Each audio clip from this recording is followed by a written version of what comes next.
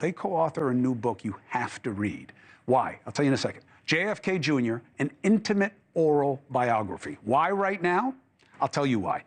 The questions that they raise and the suggestions about what the country needs are as relevant now as they were when John was alive. And imagine if he still were. Thank you very much for joining us both. Rose, I love you. It's been too long. Thank you. And it is good to see you, Liz. Let me ask you, let me start with this. I know why RoseMarie cares. What drew you to this project? You know, I think there was so much about John that we didn't know. We sort of knew him from the outside in.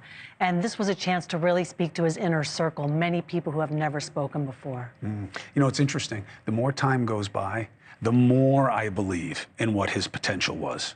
And not just because we lionize those who are gone, but the virtues that we're so desperate for. I'm not saying he was a perfect guy. You know, he would hate if he heard anybody say that. But as you said, I love the line that you used once, Rose, about him, that my hero, he's ordinary. Was it from the Goo Goo Dolls or from the... Foo Fighters. Foo Fighters, thank you. What do you think would have mattered to John about the moment, and what do you think it would have brought out in him? Well, I think for John, it was always about both sides. I mean, even starting the political magazine, George, you know, it was bipartisan. You know, both sides. He put Newt Gingrich on the cover, as well as, you know, interviewing President Clinton. You know, he was a middle-of-the-road kind of guy, and he wanted to hear both sides. And I think that's what's missing now. You think he was going to run?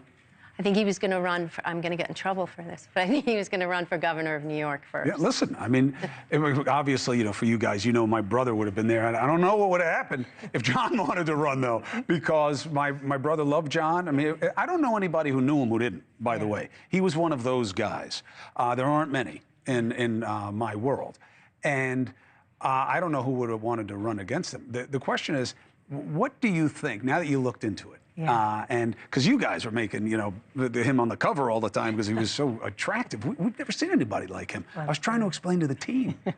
There is no one like that. I said that you'd have to combine Tom Cruise, or maybe I should have said Brad Pitt, and Aaron Judge from the Yankees, you know, to get the dimension. I said, if that cat was walking down the street right now, you'd hear people saying his name. He would be out there probably shirtless, and all of us would go and look. There's no one like that today. No. Why? What did he have that we don't have anymore? Well, no one was born into those circumstances, number one, right? The son of a president and someone who sort of all the hopes from the, you know, from his father in a way get transferred to him. And John was somebody, you know, instead of hiding or, you know, encircling himself with managers and agents and press people, John had nobody. He had Rose. You know, that was enough. There was no doorman, you know, there's no agent. And John is out amongst, you know, amongst all of us. You'd see him every day in New York. You know, Dusty was just in my ear reminding me that he didn't want Secret Service protection. Obviously, that's become very relevant again. Why, Rose? What was his thinking? I think he felt like it was more of an invasion of his privacy. But the other thing that John always said was, the more staff you have around you, the more scrum you have around you, the more attention you draw to yourself. He would put his hat on and his sunglasses and walk down the street and dip into the subway, and people really left him alone. Yeah, no social media. No social media. I don't know what his life would have been like with social media or how many followers he'd have. He'd probably have like 50 accounts. His pecs would have. What do you want, Rose, for people to take from the book? I think what I want people to take from the book was that he deserves to be remembered. And if he knew that he were going to be gone at 38, he wouldn't want to be forgotten. And also what I want people to take from the book is exactly what you said before. There was no one like him. There's a story in the book where we're coming back from lunch. He and I are walking back from lunch, going back to George, and there's a bunch of construction workers, and they're yelling, "Hey, John, we love your magazine." And he goes, "Thanks, guys, but it's one John." And there was only one. I mean, there was no one else like him.